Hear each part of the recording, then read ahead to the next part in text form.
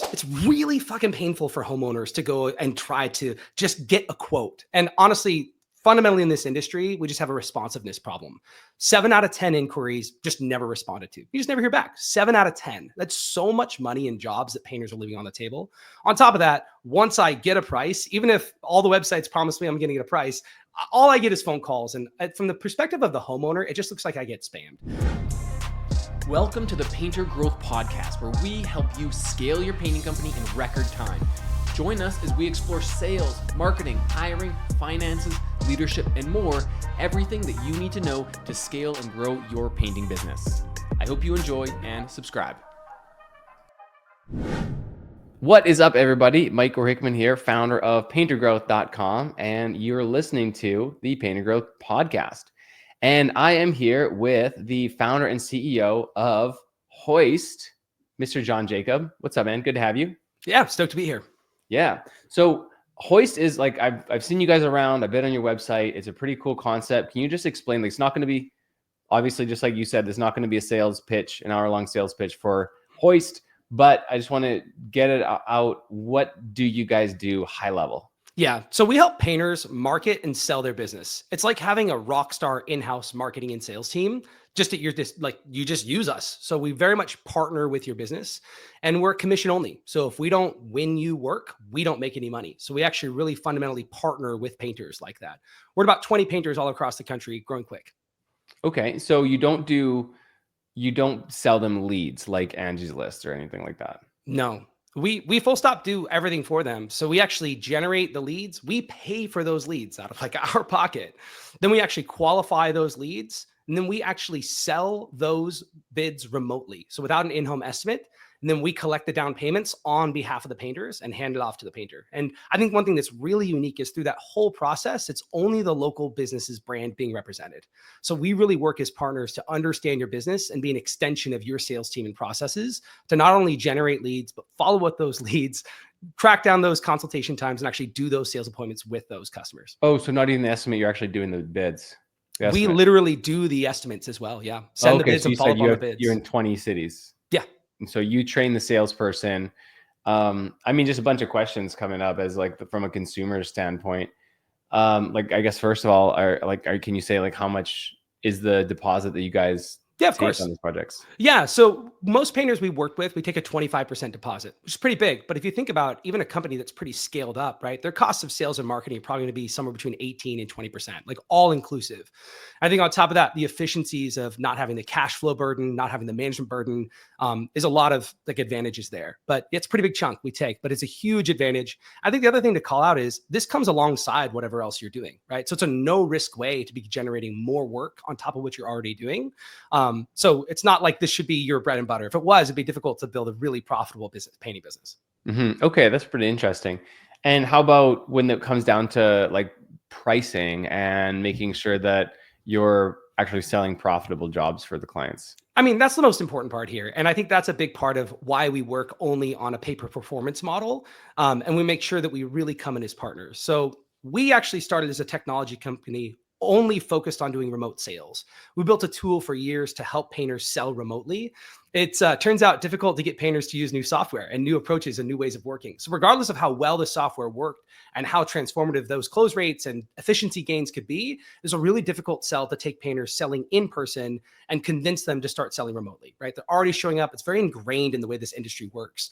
And so using all that data and what we learned, we realized, well, if we use these tools for painters, it's even more leverage for them. Like, why not just take more of the problem off their plate and fully sell work for them? So we were doing small pilots with a couple painters, and it was going so incredibly well, right?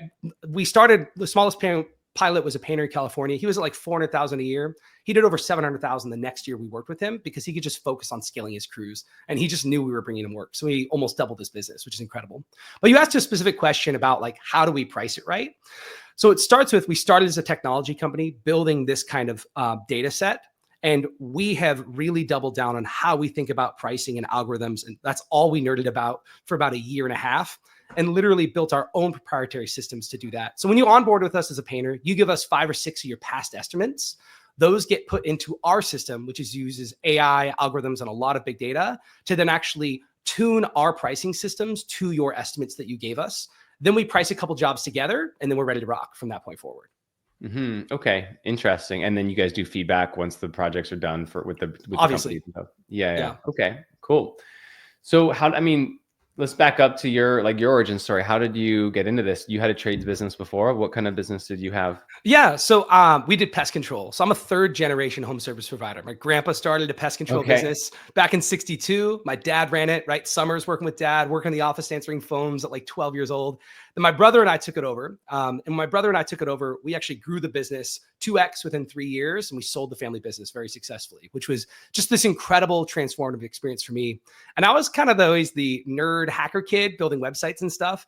And so I wasn't immediately going to go into the family business, but then that whole process just completely broke my brain. And since that exit, I've just been completely maniacally focused on how do I bring technology to make home services frictionless. So initially raised money for what I'm doing here at Hoist about 6 years ago. So it's been quite a journey to land on this product where we are now. Okay. What was the original concept of Hoist? I mean, from day one, my goal has been remove the friction of the buying process for homeowners. It's really fucking painful for homeowners to go and try to just get a quote. And honestly, fundamentally in this industry, we just have a responsiveness problem.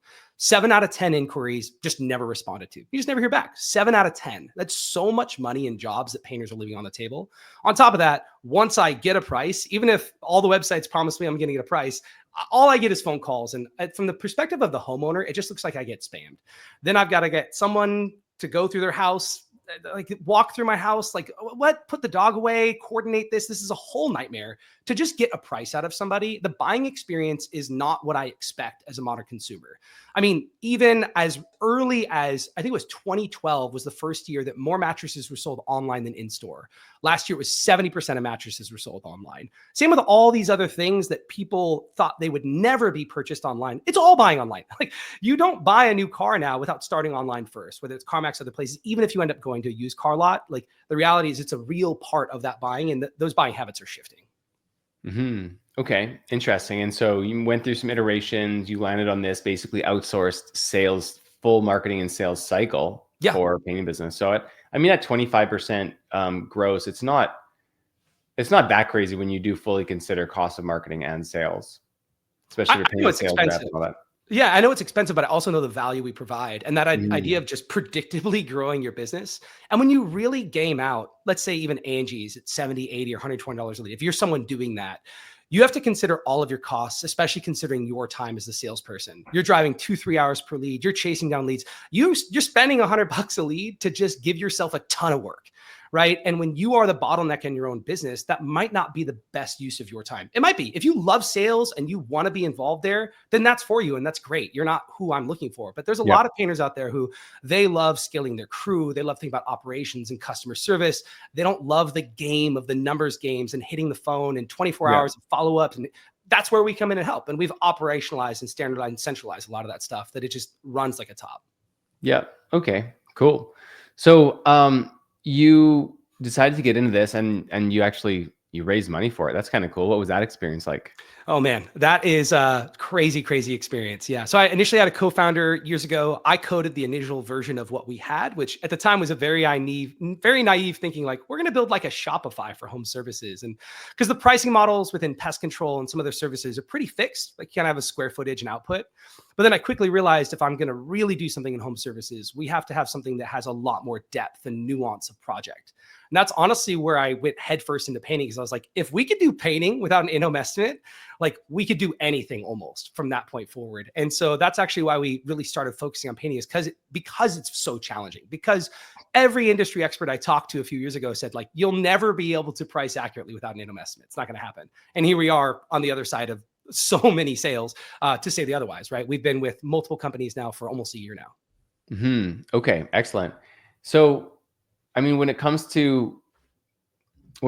trying to think which way we want to kind of go with this conversation, because there's a lot of different ways. Now, you came on at the start, and I guess when we were offline, you had a few items that you wanted to cover. You felt would be pretty valuable that kind of work in conjunction with, what you guys are doing. What were some of the topics that you wanted to cover? Well, I just think and I'd love to hear your take on this too. Like the more I work with painters, like 6 years now, I've worked with hundreds of painters.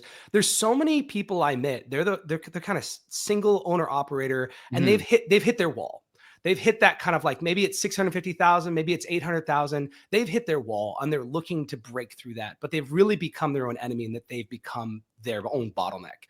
And so Too I'm curious, busy. like, You is get too that busy, something right? they get too busy, right? And it's like, oh, I'm too busy to follow up with leads. And I'm curious for you, like you work with a lot of painters. Where is that bottleneck you see? Do you see something similar in them? And what do you feel like are the top reasons? I definitely have my top reasons I feel like they're out there. I mean, yeah, when people come into our training, there's a few different levels that people get stuck at. The first one is, not being able to get away from the job sites. Right. So bringing on a few painters, being stuck around 300K. That'd be like level one. And then the next level would be not being able to get out of production and sales. And that kind of caps between 700 and a million. Yeah. And then once you can get a production manager or empower your crew leads, now you can kind of get to 1.5. And then to get beyond 1.5, you really need to bring on a salesperson, which again, your one of my quotes is like, your ability to scale your business is limited only by your ability to delegate more and more complex tasks. Yeah. So as your business grows, the things that you need to delegate become more complex. So it's like delegating a sales process is a lot different than delegating fence painting. Yeah. And I think that's the right lens. And that's usually the model that you just described. Usually the model the industry thinks about when growing and scaling is like, hey, let's come and get off the brush first, right? That's obvious. No one's going to argue with, you got to get off the brush first, and then start to bring in production teams. And then over time, bring in salespeople as well. But I think there is ways to delegate other parts of the business or even push yourself further. Like even just your most recent episode on leveraging AI, like you can do a lot as a solo provider to push yourself even further than those barriers. And that's changing quick with how quickly technology is changing.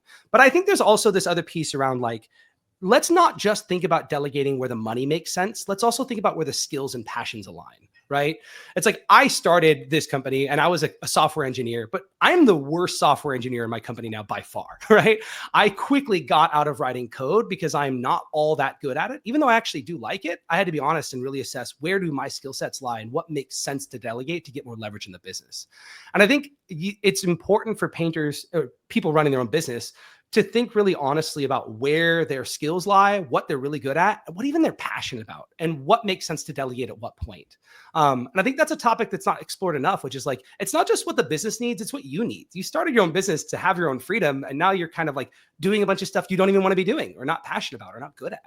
Yeah, I'd actually did a coaching call this morning, and the client told me that he really enjoys going to site. He likes checking in with the client at the start of the job and at the end of the job. He likes being there and picking up the check because he feels like it creates trust.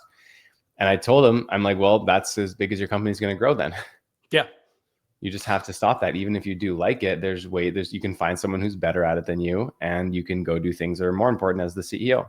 Yeah, absolutely. I think that's part of it. The John C. Maxwell law of the lid, like that's a big part of what we're talking about. But something I've learned in business, running pest control business before, family pest control business, and even scaling this startup, which has been a whole thing in itself. Like you really can't delegate unless you have a clear system first.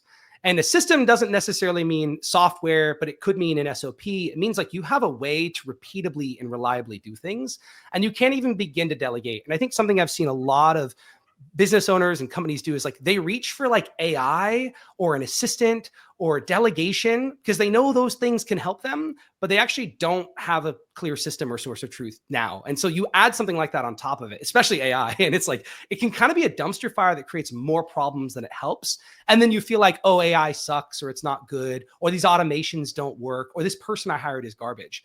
But honestly, oftentimes when the person you hire isn't working out, obviously, some people don't work out, but many times when the person you hired isn't working out, you got to look in the mirror first, right? It's really important to assess, are they really coming into a place that has clear systems, or is this just all in my head and there's not really a clear system here?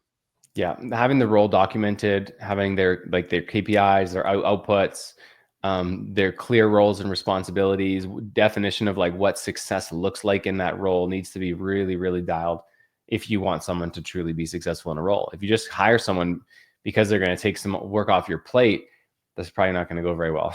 Yeah, and I think the same goes for software, AI, or automations. Like I've met painters like, oh, I'm getting onboarded to Drip Jobs, great piece of software, no, nothing, but like you don't really have your business clear, and so you're going to get in there, and it might give you somewhat of a framework, but unless you have a strong system, it's going to be hard to adopt it well, right? Mhm. And really understand what you're doing. And so I see these broad categories of areas where painters see challenges, right? Obviously, like scaling a crew is its own challenge, not something I can speak to with a lot of expertise. If you want to hire pest control guys, I can help you do that. But I've never scaled a painting crew directly. But in terms of getting a lead generation dialed in, good sales systems, scaling up those systems, pricing accurately, like that's all I've been doing for a very long time, right? A lot of those skills I had in previous business even carry over here. But I feel like there's a lot of time spent in a lot of these buckets. And when you are the constraint, it's so important to have such high leverage over your time. And a lot of times, I feel like painters, business owners are just doing all these things all themselves, and you're doing a 5% job in all these buckets. And it's like, it just can't run that way. And so I think it's important to be honest about, again, what you're good at and really assess which spoke in that wheel is weakest and where you're really going to find your leverage. And so curious, when you coach painters, how do you think about finding their most leverage early on when working with them? So how do we go about finding our clients' highest leverage points early on? Yeah, those points where it's like, hey, clearly this is what's holding you back. Like, how do you find those places where people are being held back? I mean, it all starts with doing an analysis of their business and how they spend their time, Mm, right? So priority management is the number one most important skill for business owners to be able to scale their business. So if they don't know where they're spending their time, then that's going to be the first thing that we work on. If they're spending their time in, running production, moving ladders, picking up paint, all talking to homeowners, like, all right, we need to now refocus this on spending your time on strategic partners and recruiting and, yeah. high level relationships and being a CEO and developing your team. And if we can transfer them, even just doing the business still doing the same things, but they just shift their time from from like running production to like relationships and developing your people, the business grows. It's crazy how that happens. Yeah, it makes a ton of sense. And I love this simple framework of like, what's your calendar? Like, where are you spending your time, right? And which of those activities are actually moving your business goals forward? And that's a similar thing that I see. But for example, I was talking with a painter just 2 weeks ago at the PCA. You were there too. It's good to see you. Yeah. And like he was talking about how much time he's spending figuring out Facebook marketing. Like the agencies cost too much. So I'm taking the time to learn it myself, and I'm learning Facebook marketing. And like, I was just kind of asking him, like, is that the best use of your time? Like these things are a complete landmine to master, right? Facebook and Google ads, you can get a PhD just in doing that. And like, I would say, honestly, for most painters, it's probably not an effective use of your time, right? Whether or not using an agency or using someone like us, I don't care. But like, think about the leverage you're going to bring to the table. Like, that's probably not the best use of your time to start that from scratch. And so I'm seeing some painters out there, they're taking the time to like, just like boost posts or figure out the ad manager. And it's like, this is probably not a great use of your time. It's a lot of work to do well. I mean, I've been running my own ads now for, uh, you know, 6, 7 years. I Sure. started at $10 a day, and now we're over $2,000 a day. I have a ad buyer now, but there's a crazy amount to learn. I don't even do Google ads yet or ever. Yeah. Google ads are crazy to try to figure out yourself. So as a business owner, as a trades business owner, yeah, your time is definitely better spent doing things within your area of expertise, your zone of genius. Yeah. And it's crazy to think like, thinking about lead gen as an overall problem is I could talk forever because I've spent hundreds of thousands of dollars across every channel, across dozens of painters actively for years now. Right. And so we've really found what works and doesn't work in terms of offline and digital and whatever those mix of things are. But it's fascinating to see painters get really hung up on, let's say it's Angie's, and trying to optimize and really game that one system. At the same time, like, well, you're not following up with your inbound. You're not following up on leads you send. You're not pricing on the spot. Like so much of the core sales process is missing, and they're worried about top of funnel, right? And it's like, we also have to think about this funnel holistically. And I guess the point that I'm trying to make is there's so much that goes into an effective and repeatable lead generation and sales strategy. It's a lot to to prioritize and learn. And I think if you're that painter who's not going to prioritize and learn that, then I would encourage you to think about simpler ways or ways to trade money for time, time for money, to be able to get more leverage in those areas, right? And there's a lot that you can do. Even just the reality of like, hey, Google LSA that just rings your phone, gives you a qualified lead, is probably a better use of your money than trying to figure out Facebook or potentially Angie's. We're going to be chasing other leads and competing against them, right? So that's just one small example. But another example is like, hey, if you are getting a lead, how are you leveraging the leads you have? And I think that's a really good place to start with a lot of painters and think about their use of their time and if they're even following up with them. And I mean, as the business grows, you start with one thing and you add on multiple channels, right? You start with your referrals, and then you'll add on, flyers, and then you'll add on door to door, and then you'll add on Facebook ads, and then you'll add on Google ads, and then, maybe I guess people probably buy leads before then. Where do you find the most success with, in terms of like what stage should people consider bringing on Hoist as a partner? We actually are great for very early stage painters. And a reason why that we're so great for that is because you're fully delegating this problem set. So it's like someone for you, you've been running your ads 6 years. Like you are not only a skilled salesperson as yourself, you have a whole sales team and approaches and systems and SOPs. Where if you are the painter who from day one, you're struggling to get leads, you're struggling to close the leads you have, right? You've got to follow up all day long and you don't know how to scale that systems. We're a great fit for you.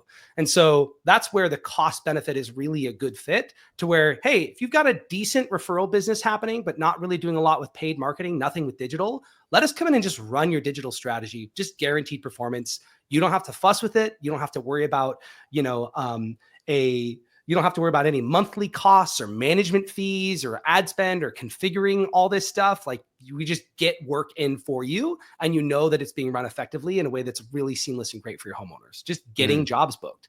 And so I think that's who's really a good fit, is people who don't want to take the time or money or don't have the cash flow to generate leads, and also don't have the systems or ability to consistently really close and convert those leads. Okay, interesting. And then does the client get like visibility into pipeline, or how does that work? Yeah, so we actually have a mobile app that shows the painters every single lead we're contacting, every lead we generate, and all of the different back and forth and information about those leads. So you see literally all of our exchanges, information, the bids we give. So if there's a pending bid being created, you see that even before it's shared with the homeowner. You don't approve every bid, but if you're in it, you can just watch this activity. So it's pretty incredible to just open up the app and see our team working on your behalf. Like, dang, I see at 8 p.m. last night, someone scheduled a new estimate for this morning and they're doing the estimate appointment in 15 minutes. And like, you'll know 15 minutes later, like, what was the outcome? Did it close, or are we following up? When are we following up? And you see all that activity all in one place. We send weekly reports that have all the leads we've generated, what sources are converting. And so it's amazing because you're also building knowledge over time in working with us and seeing our process to hopefully improve your business and just the industry as a whole. What source do you just use? Facebook, or like what sources do you guys use for lead gen? Yeah. So Facebook right now, as of last week, was 33% of our volume. So it's pretty large for us. We also do direct mail, and we run Porch Networks and a couple other portals as well. So we're actually running across all those different channels, all unified, all under your brand. Again, our cash being invested up front because we're so confident in our sales process. Convert. That's pretty cool. I mean, that's definitely a new model, a different way of doing it, shaking things up. What types of like results have you seen or feedback have you seen from clients so far about this? I mean, first I'll start with homeowners. Absolutely love this process. Every once in a while we get someone who's like, wait, you don't come by? And they're like, well, okay. Like it's that quick if there's any objection. An interesting stat is actually, of all of our leads, we see less than 2% straight up do not want a remote consultation. So less than 2% say, no, I don't want to do this remote thing. Can you just have them come to my house? And what's great in those chances, like we don't lose anything. We just schedule the owner to go. Like nothing's lost. They can still go and do it in person. Like nothing is lost in that experience when that happens. But so homeowners, you do most of the estimates remotely. We do 98% of them fully remotely. Yep. Oh, okay. When you said you were in 8 cities, I thought you meant you had 8. Like on the ground salespeople. No, we're actually doing all remotely. Yeah. So it's all over, primarily video call. We also do phone calls as well. 98% of your clients are asking for virtual estimates. So how many like salespeople do you have across the country doing these virtual estimates? We have our sales staff right now is a total of 5, and that includes appointment setters and the actual salespeople. Yeah. Wow. That's a cool thought. I mean, my partner, Jesse, and I, we we had this idea middle of last year. We're like, what if we did basically what you're doing, but with like door-to-door teams and hired door-to-door people across the country and arbitrage those leads? And then as we started like building out the project, we're like, this is a lot of work. We're not super committed to this one. Yeah. It's actually something we're exploring as well as adding other lead funnel, like lead sources in what we do, right? We really want to push how much we can generate leads kind of offline, not from paid sources, because then this model can work so much better for everybody, right? If we've done models and played with a little bit of like, well, if we really are doing door to door with combined with remote sales, right? Door to door appointment setting, set that remote appointment. They can talk that evening on a video call. There's so much efficiency gains from that versus someone driving out just in total salesperson throughput, right? One of our salespeople is on track to do 5 million themselves, one single Wow. salesperson, right? Which is very different than the normal bottleneck of having to drive around and have the nose. Like we can pack a day with 15-minute consultations, 15 to 30-minute consultations, very, very different. And it can be very transformative for a business. And so there's a world in which if we are able to scale up some offline unpaid sources, we could get our cost of Hoist running 18, 20% and still be profitable as a company. And I have strong ambitions to bring down our overall cost as we begin to scale this up. We even just get more buying power, right? There's that advantage, right? If you work with us, you're not spending the individual buying power of buying leads from Meta or anyone else. Like it's 20 painters already and growing quickly. So even just in terms of sheer buying power, we hope to be able to drive down costs and efficiencies for the entire system.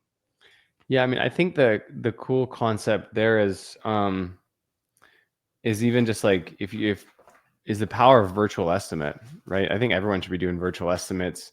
You know, you can get way more estimates done in a day. It's just if you had the tough thing people get stuck on is like pricing.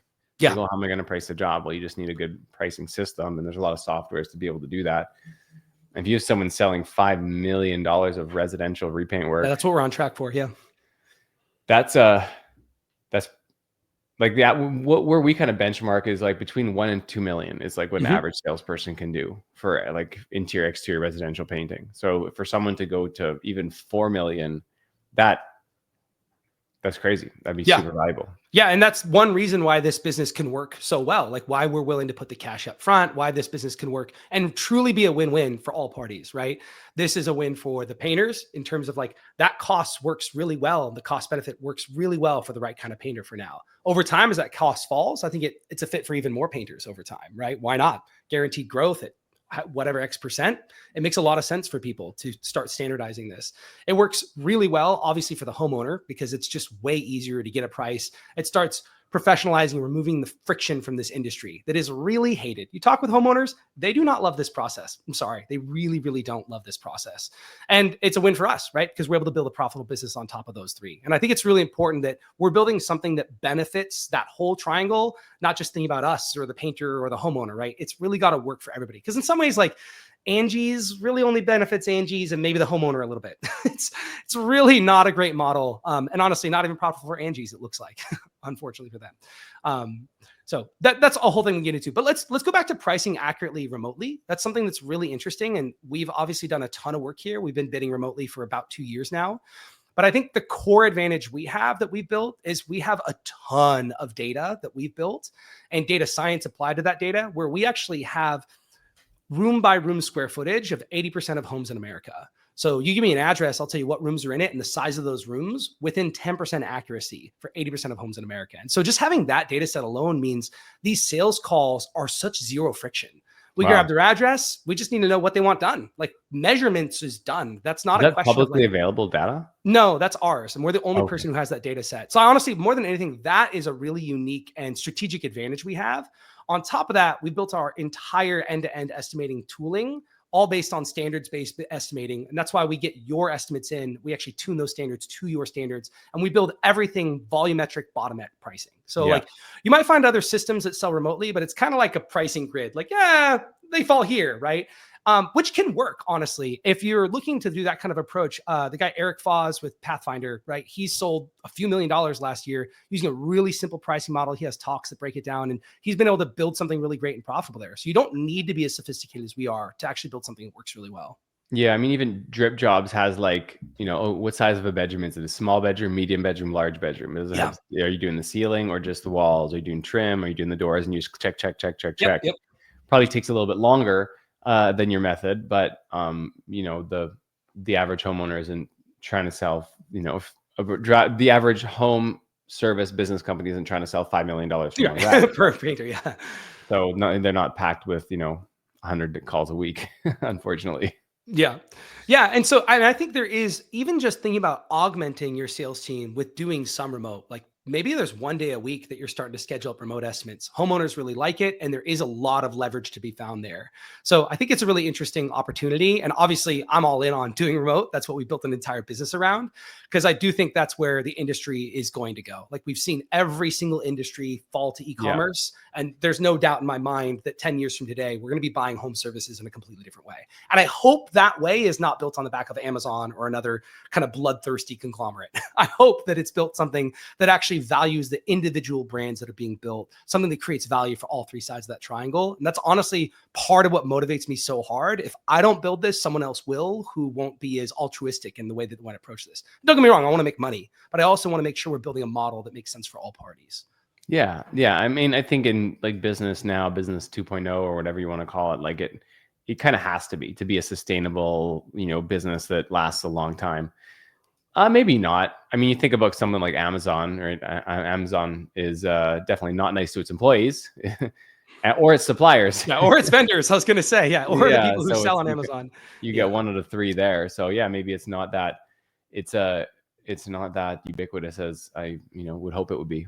Yeah. And that's why my vision has always been to be something closer to a Shopify versus an Amazon, where we're really empowering an individual seller and brand to connect with their audience and sell to their audience directly. And how do we really do that and build that toward the future? And I think the first steps of that is making sure that we meet the industry and the process where it is now, right? And so I don't think any homeowners are ready to buy $7,000 painting job without speaking to someone.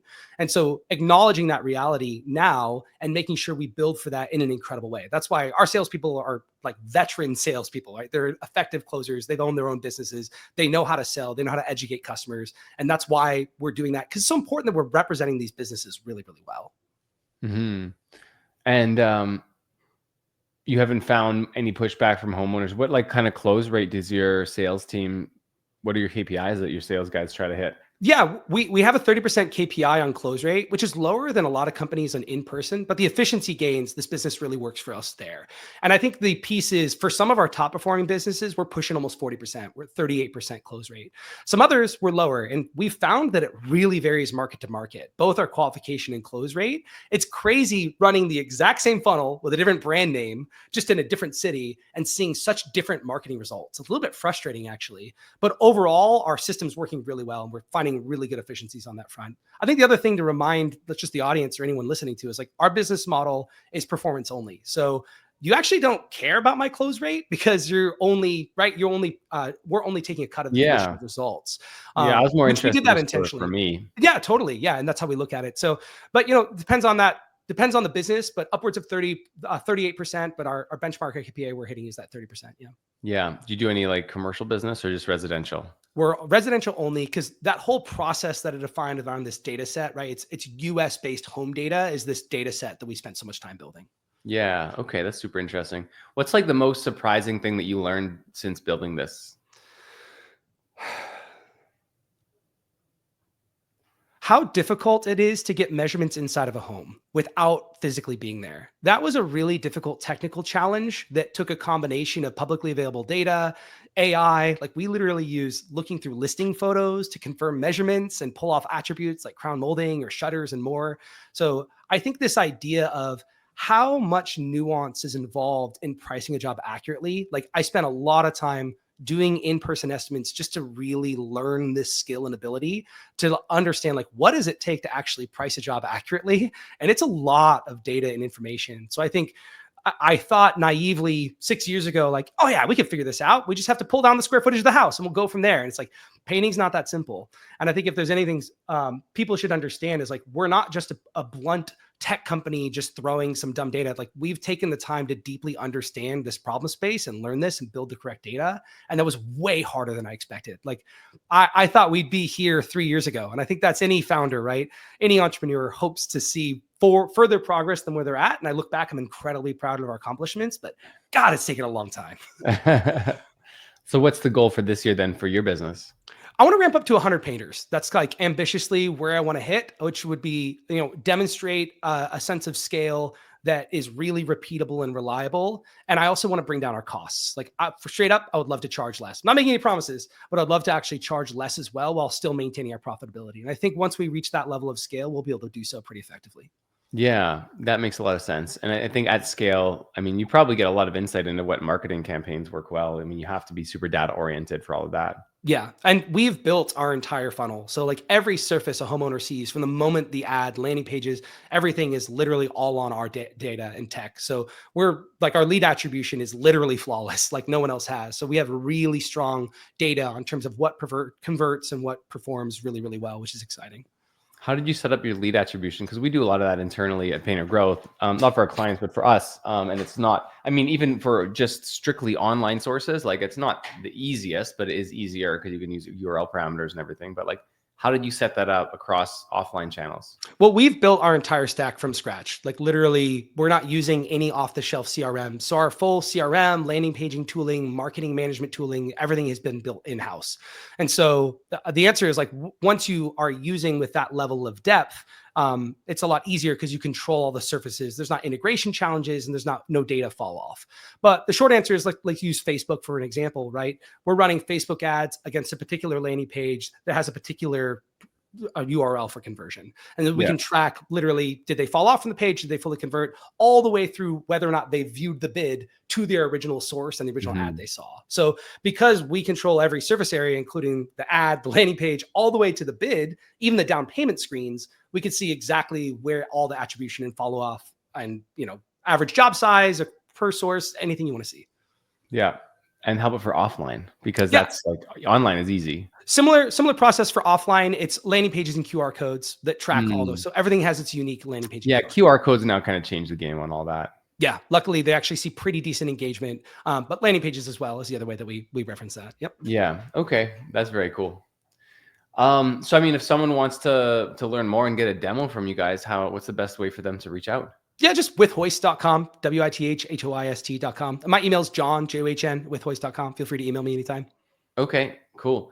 And I do always like to ask, I don't know if you can even do anything with your model, but I always like to ask guests to give some sort of like special bonus for people who've listened all the way to the end. Anything special you can offer our listeners who made it to here? I love that. If you shoot me an email, I'll send you a deck of cards. That is a painter deck of cards. That's pretty sick, actually. So like the kings and queens are all like painters and stuff. So if you email me, I'll send you a deck of cards. We'll go. Okay, John at withhoist.com. That's right. Yeah. Awesome. Well, appreciate you, man. I think, yeah, definitely there's a need for this. And it's going to be cool to see you bring down those costs to make it more accessible. Thanks. Appreciate being here. Yeah. Awesome, man. Chat soon. Yeah. Thanks for listening to the Painter Growth Podcast. If you want to grow your painting business, go to www.paintergrowth.com or click on the top link in the description. Talk soon.